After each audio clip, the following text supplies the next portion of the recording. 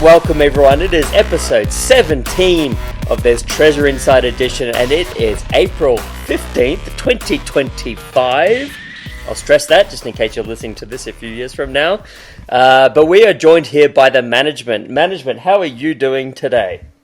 Fantastic. Just got back from my boots on the ground trip today, so I am catching up. Well, my first question, I was going to get to that. My first question is, how much more difficult is it walking back to the vehicle when you're carrying like an extra 20 pounds or so in your backpack?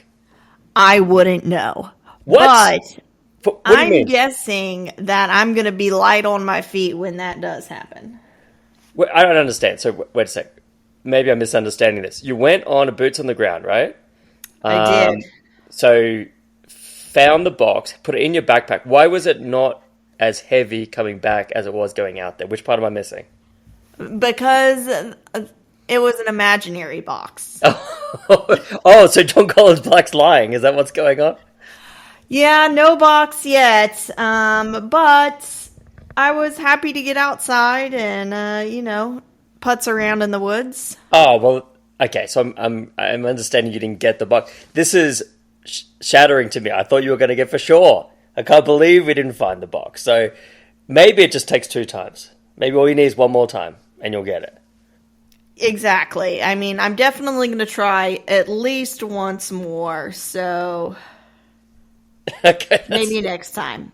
Well, that's great. Okay, well, we're going to have to talk about that. We've got a lot to talk about today, as always. Let's run through your whole boots on the ground. I had high hopes that you were going to bring back a box. But let's go through it nonetheless. We've got to talk about the rest of the Golden Greed documentary. We've got to go through the treasure hunt token hunt. And I have to run through one of my theories for the past and future box. So let's try and cram in all that goodness into approximately half hour. You up for that? Oh my goodness. Well, we better get started. That's a lot. Okay, so, let's start off with you, because this is the big news of the week. We've been interviewing people. Well, actually, wait a second. Let's go to the news of the week.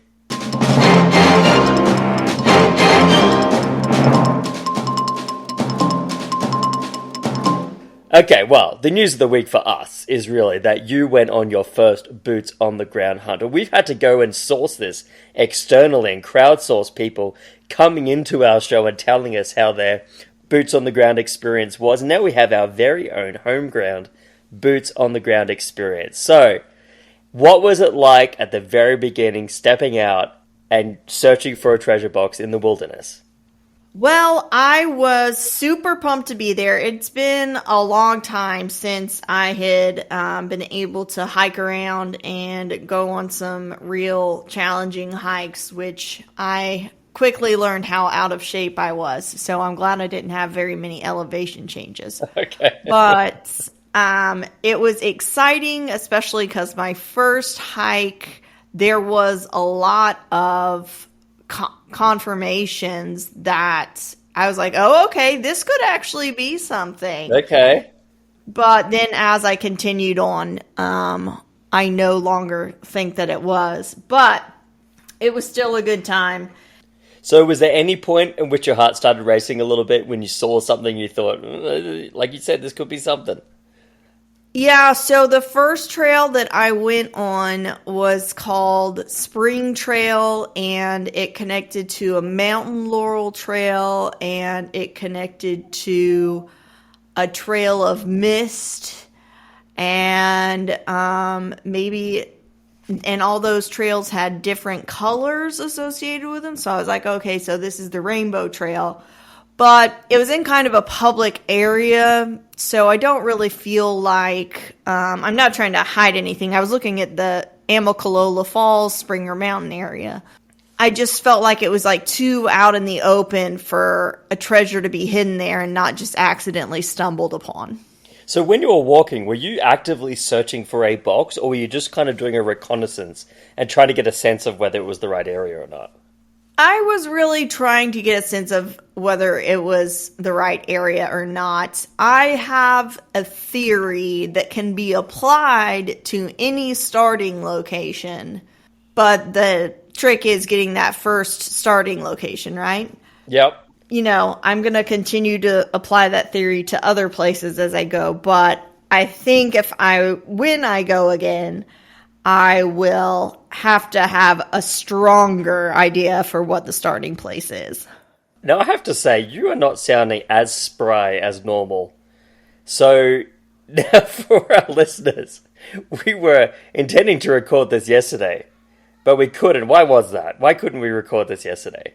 I was overserved. So and then I'd been hiking for a few days and I drove for like 15 hours. And so now I'm pooped.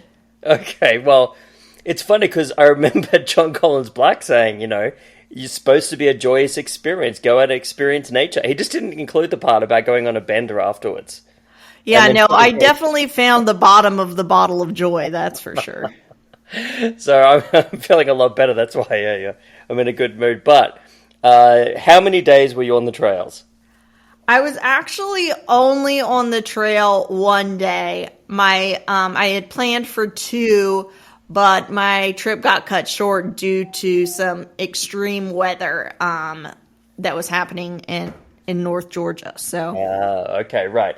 Well, I mean, what was it like though when you were looking on the trail and thinking about this could be where John Collins Black hid the treasure? Surely your eyes were searching around. You said it was a reconnaissance mission, but at some point you must have thought it could be here, and you're looking around thinking it might be here somewhere, right? Honestly, I really was just hoping to get lucky that I was going to look under like a rock ledge or something, and there's going to be this shiny blue box, and I was going to be like, haha, yay, done. But that didn't happen. I think that was one of my biggest revelations, is all the different ways that hidden, not buried, can be interpreted. That's what I was going to ask you, so expand on that, because we asked that of Diego when he was here too. Like, I can't kind of picture what it would be like. In your mind, could it be hidden in so many different areas? And if so, like how? Yeah, so I'm going to do some videos on my YouTube, of course, and one of them is going to be all the different ways that I was like, okay, that could be hidden, not buried. But I am 100% going to get bit by some sort of critter while I'm on this adventure, because I was sticking my hands in all kinds of cracks and crevices and tree stumps and, just places that I know that there's going to be a critter of some sort in there that's going to want to get me. You don't do that in Australia. That's not advisable where I'm from. No, you don't do it in Florida either. Okay, yeah, right. You'd have a bit more on your plate than having too much to drink coming back, if you are coming back. So yeah, I guess I just grew up never doing something like that, and probably won't. It's been drilled into my mind. Don't put your hand in places you can't see it, or long grass or anything like that. But that's cool. So you're thinking like, not buried, but like, was there like tree stumps you could put them in, like logs? Was there like rock formations? Like, what exactly was it where these sort of things could be hidden? Yeah, so there are downed logs everywhere. And in North Georgia, not even so much in the Atlanta area, there was already leaves on the trees, but in North Georgia where I was, everything was still pretty bare. And so I could see, I had a pretty good line of sight through the woods and everything, and there's just downed trees everywhere. And it's like, we saw this on Golden Greed, right? It was just one log that had the box sitting right next to it, and it's just, you gotta cross the right log at the right time. It's funny, I'm thinking back to the episode we did where we were talking about how could it be hidden if it's not buried. And I was saying it could be in a fake rock or something like that. I was thinking if John Collins Black was listening to the episode, he's probably like, you hiking noob, what are you talking about? There's stuff everywhere to put it in. There's like down logs, like you said, and there's all sorts of things. You don't have to like come up with some grandiose solution of how to hide the thing in some fake rock or anything, by the sounds of it. Yeah, not at all. And then there's down logs everywhere. There's a lot of rock scrambles all throughout. And so there's just natural boulders and stuff that are stacked on top of each other that you could easily tuck something in. and it's not going to get noticed and it's not going to get damaged by weather at all. Because it's kind of wedged in there, so even if it rained, it would just stay there, you think, in some of those wedges between rocks? Right, and I'm not saying this happened, but I mean, if we had flooding like in the Appalachian Mountains like we did with Helene last fall, that could move one of those big boulders. But, I think John Collins Black has got to have some sort of idea of if some natural disaster would happen, he'll go check on the box or whatever once it's safe. Well, that's good. That's interesting. That's already given me a good idea of what to do when I go boots on the ground and what to look for. And it seems like the places are infinite. I wanted to ask you too, did you suspect any of the other hikers were treasure seekers for this treasure inside? There is no suspecting, because everybody I passed, I'd be like, you hiker, you treasure hunter. And nobody said treasure hunter, and then I had to explain it. Yeah, I was going to say, were they looking at you a bit weird? Like, what do you mean? Isn't that a weird thing to hear when you're hiking? Someone comes up to you and says, like, are you a treasure hunter? Huh? What? No. Did they look at you a bit strangely? Oh, absolutely. But also, I think the outdoorsy community, people are like really into that kind of stuff. So I don't think it was that shocking as it was surprising. I guess it would be maybe the way in which you said it. If you kind of just went past them and said, hey, treasure hunter, they'd be like, what? What did you say? Huh? No. If you went up to them, but if you went up to them, went like wide-eyed, like, are you a treasure hunter? They'd probably react a bit differently. I would think. They a lot of them started walking faster. They were like, who is this crazy person? So. Okay, so what else did you learn? Anything else you learned on the trail that you wanted to share with us newbies who haven't been out boots on the ground yet? Yeah, so there definitely is. There were some near hypothermic cases that I saw, because even though it was blue skies and sunny all day long, I barely made it back to my camp before the rain started. And then there was a hailstorm. Wow. And then there were other hikers coming back in with full rain gear, everything and they were visibly shaking harder than I've ever seen. Wow. People shake. It was like from a movie, and I was like, that looks really gnarly.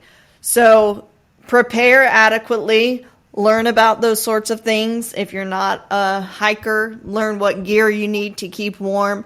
Pack the rain gear, pack a puffy coat or something. Just once you start getting wet, you're going to immediately get cold. And we got hail that night. There was lightning and thunder. It was a wild change in weather. Okay, so you're going to work on a different solve, or are you going to be going back to a similar area? I'm going to have to line up a few more clues. So the reason that I chose this Amicalola Falls, Springer Mountain area was because it's the start of the Appalachian Trail, right? And then also on the map, everybody jumped towards Vermont because of how the trail lines up with Little Rock Pond. The second thing that people jumped to was the dog on the map looking like a Springer Spaniel, saying that's Springer Mountain. So I was like, okay, well, if I need a starting place, why not rule that out first? I feel like I've adequately done that. Okay, so back to the drawing board.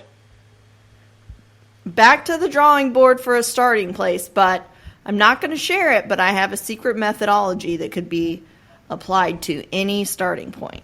Oh, I like it. Okay, so at some point, maybe you could start giving us some hints as to what that methodology is. Yeah, after I found the box, I'll let you know. Okay, well, I'm going to share my bonehead theories on the past and future box a little later, because it didn't work out. Well, I mean, it might have worked out. Let me take that back. I'm still working on it, but I'm going to share my progress with everyone. But let's talk about the treasure hunt token for the week. You want to move on to that? I am ready to hear about treasure hunt token and the winner for last couple weeks. I think we're due for a couple weeks. Well, we got episode 15. Episode 16 is still ongoing. Right. But episode 15 I want to talk about. So there were actually two winners, because we gave away $20, right, for episode 15, but we also gave away an NFT. if you recall, we talked a few weeks ago about how we were going to start giving away an NFTs. Now, you probably heard about NFTs. Some of you still don't know what that is. It's called a non-fungible token. It's basically like a little picture you get in your crypto wallets. And the picture is basically the picture of the treasure hunt map that we put out there. And what we'll do in the future is we'll have a little winner's circle where only people who have the NFT can participate. So to give the solution on the hunt for those who could not get it, it was a picture of a helicopter with it's a red helicopter with a white cross on it, right? And there's leaves growing out the top of the helicopter. You know, when AI started coming out, it made these hunts a lot easier to do. And on the treasure map, the solution is shown there. 2 words. The first word is 3 letters long. The second word is 11 letters long. 11 letters long. Okay? So, the red helicopter with the white cross on it is actually the flag of... Do you know which flag it is? The helicopter with the red and white cross. Yeah, so a red background with a white cross in it. Is that Georgia? It's Switzerland. Switzerland, right? So if you type in Swiss helicopter, you get to swisshelicopter.ch. CH is the website for Swiss websites. And it's all in English, okay? If you go down to the very bottom at swisshelicopter.ch, you'll see there's a little red helicopter with a white cross in it with leaves growing out of it called Fly Sustainable. Those words are underneath that little symbol there called Fly Sustainable. That was the solution for episode 15 hunt. Nice. Okay, so I see that. Swiss helicopter, and then it's going to take you down, and you see the little... there it is. Fly Sustainable. There it is. Once you know the answer, it's not too hard, I guess. But a lot of people got it. Let's look at the people that actually won it. And remember, this was our first lucky draw. So I will tell you, Jim did solve it pretty quickly, but Jim did not get the reward. Okay? Womp, womp, womp. Which I would love Jim to get the reward. Jim, he's really into it. He's getting the hunts. But the winners, let me just get this now. The winners were, first of all, Catanet524 won the money, and Danny Tana, Tana, won the NFT. Okay? So Danny should be able to enter the winner's hunt later on for only people with the NFT. So that was exciting. That was our first one we did with a lucky draw. Episode 16 is also a lucky draw, but it hasn't ended yet, so I can't give you the solution. So much suspense. Yes, okay, so that is the treasure hunt update for this week. Again, if you're supporting the show and you would like to play more of these hunts, we're going to be putting up a lot more of these hunts for real money. Just buy some treasure hunt tokens. They're only cost, the level that you need to get to more hunts is only about $15. And so if you need any help with that, just email us. Email's in the show notes. There's also videos on treasurehunttoken.com on how to buy the tokens. First of all, you'll have to get some BNB in your wallet, which is a cryptocurrency you can buy from crypto.com or any of the major trading centers as well. Okay, secret code for this week's hunt, episode 17 hunt. Are you able to come up with a code this week? Yes, I'm going to just make it easy, and the first thing I have sitting on my desk is a bill from Toyota, so we'll go with Toyota, because I don't have the brain power this week to think of something clever. Not Bill from Toyota, just Toyota. Toyota, right? Toyota. Okay, Toyata is the code for this week. No one will ever guess it. That's the good thing, right? That's the code for this week, for episode 17 hunt. Thank you very much for that. All right, let's move on to Golden Greed. I finished the documentary series, 3 episodes down, so now I'm up to date just like you are. Okay, so what did you think overall about the entire series? Did you enjoy it? I did, and it really got me thinking about, like I had said in last episode, the ways different hunters approach things, but honestly, like, how do you avoid confirmation bias when all we're going off of is hunches? Like, all the people on the documentary had such wildly different solves, and I could see how they all made sense. Exactly, yeah, and I think that's the thing, right? So, like, as the characters developed, you got to know the characters a little more and got to like them. I think for the most part, they're all likable to me. But you could see the downfall, especially with the Hearst family. That seemed to me like they got the most into it. I don't understand. They were working on this boulder for 2 years. I don't know how that all worked, but it was kind of heartbreaking, right? That they had a big case of confirmation bias.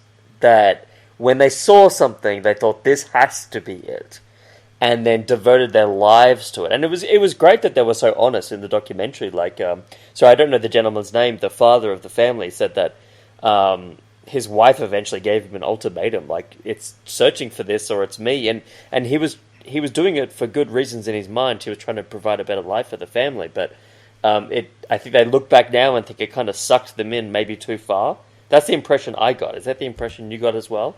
Yeah, and I think sadly, though, there's a lot of stories of that happened with the Finn treasure hunt. And, we talked with the people from K-Pro and Calazars from Discord last week. And, Mike was very specific about this needs to be a part-time hobby. Don't let it take over your life, because people really do catch treasure fever, spend their whole life savings, and have nothing to show for it.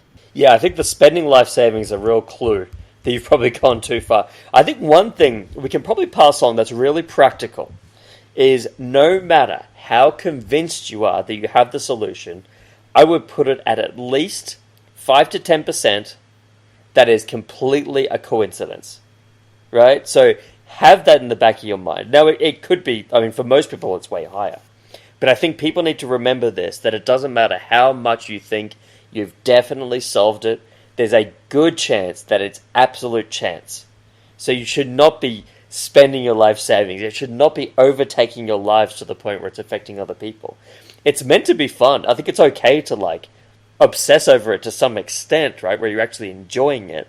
But it was kind of a cautionary tale, I felt like, where it kind of gone too far for some people. Absolutely. And K-Pro talked a little bit about this last week too, but I've spoke to a few hunters that are asking me to look at their solves and stuff like that. And it is really every time I am challenge yourself on what doesn't make sense and go back and say, okay, what doesn't line up that works with, my solve, which people are very hesitant to do that, right? Because everybody wants to be right and nobody wants you poo-pooing on their party. But that's what I do. If you ask me for help on your solve, I'm going to poo-poo all over your party, okay? You should. That's what a friend does, right? Is poke holes in it, because if it really holds up, you can't poke holes in it. Exactly. You came to me because you didn't want me to confirm what you were saying. You wanted to know me to look at it from a serious inquiry and analysis perspective. And if I ask you a question, you're going to be like, oh, well, that's just not part of my solve. Then I'm right. I'm going to challenge you on that. Yeah, you do that for me all the time when we do it, and you should, right? When we come up with solves here. That's what I want. If I come to you with a solve, I'm like, tell me why this is wrong, please, before I go spend another $1,000 going boots on the ground. Exactly, right. So what did you think? It was an enjoyable documentary, right? For me, last time we spoke, I'd only watched the first episode. And we were just kind of getting to know the characters. They were telling the story. It got more interesting as it went along. And actually, I got more excited about treasure hunting as it went along, too. In fact, afterwards, I was like, I want to go search this. I'm going to go read the book again and figure out some more theories. So it did get me more into it. It was cool the way they were building up the excitement, I think. I think what really struck me was the Justin Posey part, where he was actually really close to the eventual area. And the way he broke it down analytically, it makes you think, I could do that. That could be me. He had his copper sniffing dog, and I was like, I don't have a dog, or any algorithms to detect if people are lying like he did. But when it came down to it, a lot of it where he found that spot was just pure logic that he worked through, and he was really close. So it kind of, I think, inserted the viewer into a situation where you're thinking, I might be able to do that too, and got you kind of motivated to search for treasure. Did you get a similar vibe of Justin or any of the other people there that got you excited about treasure hunting? Yeah, I think they all got me excited in different ways. And I think it was just a matter of them doing a really great job selecting the cast to make you feel like you could relate to them in different ways, regardless of who you are and who they were. I know there are a lot of players in the Forrest Fenn hunt that were just as, big and quote unquote famous in the treasure hunting community. But, they were very strategic about who they picked for a reason. Yes, that's what they're good at. And I like seeing K-Pro and Calazars on the documentary more as well. That was fun to watch them pop up occasionally in the documentary. Yes. Yeah. It's good to see familiar faces. And I mean, for such a small community of people participating in this hobby, like, it's pretty cool that it's on such a big platform like Netflix. But what I want to know, Chaz, are you going to get involved in the Justin Posey hunt? I don't know. I feel like I should. But I like There's Treasure Inside too much. Like, there's 5 different boxes to do. And I feel like, for example, the Past and Future box really speaks to me. Just having one poem feels less exciting to me. Because we can already do that with the Forrest Fenn box. And that's the other thing too. When other people have already started it and you haven't, it kind of feels like you're being left behind. Which is a ridiculous thing in logic. Like, we've told everyone this too. John Collins Black has said that he will release hints in 8 to 10 years, right?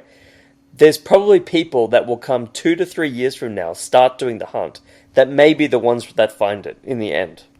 Like, that have never heard of There's Treasure Inside, and take years to get there and they can solve it. So, in reality, you're never really that far behind. But already, the Justin Posey hunt's been out for, a few weeks? And I get this feeling like, oh, if I start now, I'm going to be behind everyone, have less chance of finding it. That is not true, and you know that, Chaz. I know logically it's not true. But I reacted emotionally like I told everyone they shouldn't. So I should. I think it's probably just an investment to get caught up in it as well. To get caught up with, all the clues that he's given so far, if he's given any, and what people are thinking about it. And there's still so much to do on There's Treasure Inside. So I feel like I don't really have to break off of that yet. Yeah, I did spend some of my time at my camp. There was no cell signal, so I wasn't able to, Netflix for my tent or anything. But I did spend some time reading the main chapters of There's Treasure Inside, which I've never been able to finish because every time I see something, I squirrel off and look it up. So find yourself a place with no internet signal so you can just read the book and not get distracted. All right, so Golden Greed wrapped up. Good story, cautionary tale, but still exciting at the same time. Great characters. Hopefully, I think it will kind of light the fire of people around in the US and internationally on treasure hunting and how fun it could be, and bring people in to look at There's Treasure Inside and Justin. Well, probably first Justin Posey's hunt, right? Because that was the documentary where he launched it. It was pretty funny though, right? That he said he put clues in the entire series for his hunt. I knew that there was like a treasure hunt attached to the show, but I was so pissed when I saw the ending of the 3rd episode and he's like, oh yeah, so now basically you have to watch it all over again. Yeah, I thought that too. I thought, I got to start from the start again to get the clues for his hunt. But yeah, that was cool. I like that though, that he did that. I always like that stuff, where there's clues and you don't even realize there's clues right in front of you. Yeah, and Netflix didn't even realize he was putting in clues. So that's what's even more exciting is at what point did he have a conversation with the producers where he was like, oh, hey, guys, by the way, I've just been putting Easter eggs in your whole documentary. I think when it was over. And then they had to rush in a little disclaimer of, we don't condone you going out into the wilderness. Yeah, Justin, if you're listening, let us know how that went, because I bet that was an interesting conversation. I think the lawyers just appeared out of the shadows. The Netflix lawyers just came out. We're like, we can't let this happen. We need to put something in here. Just appeared out of the ether. Yeah, right. I just pictured in the set. There's just dark corners of the set and a lawyer just appears. Kind of like Disney as well. And he has a briefcase. Yeah. Okay, so we're actually over. We've already done our half hour, but I promised I would go through. I'm going to give a bit of a. Maybe I'm going to give a bit of a teaser. I'm going to tell you what my direction is for this, but I'm not going to reveal everything I've found so far. Maybe I'll do that next week. Okay, so past and future box, as always. Now, try and guess which part of the past and future chapter I'm going to be focusing on. The word search. The word search is involved. But there's another part in the text which led me to this. So let me just bring it up here. Yes, the word search. The word search is definitely involved, but some of the text is as well. Okay, so I did spend a little bit more time looking through the text to see if anything stood out. There's a few words that he uses that seem a little out of place. Like, did he really have to go to the thesaurus and pick that word? Or is it something that has a double meaning that he's trying to say in this with something that sounds a little strange? So when I was reading this line, if you've read the book, that's actually in the book. If you've read the book talking about Ready Player One, you know that Ernest Cline smartly weaves a tapestry of 1980s references into the clues of the Oasis escapade. That's going out on a really long limb, literally, right? To go, that smartly weaves a tapestry. Don't you think that's a lot of words to make one point? It is, and I feel like Indy right now is like, see, I've been telling you this whole time. It's all in the words. It's in the words, that's right. Okay, so that was one thing. So one thing was smart weave, I found was a... I might have already said this one on the podcast, actually, I'm not sure. Smart weave is actually a crypto project. And he talks about crypto in the chapter as well. But the project's called Smart Weave, Smartly Weave. So I thought maybe it was onto something there, but it's so technical. The only things I can find are very, very technical, which I don't think it is. But further down the chapter, another line, he says, the way Ernest Cline wove his favorite childhood games, blah, blah, blah, blah. And I'm like, he says it again. Like, the weaving the first time was a bit weird, I thought. Okay, maybe he just liked to sort of say it in that way, that he's weaving this story in. Then he said wove again, a few paragraphs down, right? So I'm onto a weaving kick now. And I've been doing a lot of research into weaving. And this is what happens when you do treasure hunts. You learn all about very obscure topics. I considered going to a weaving club to talk to the experts. But for right now, I've decided to apply weaving patterns on top of the word search. Are you with me? I'm with you. Okay, so how does that sound to you?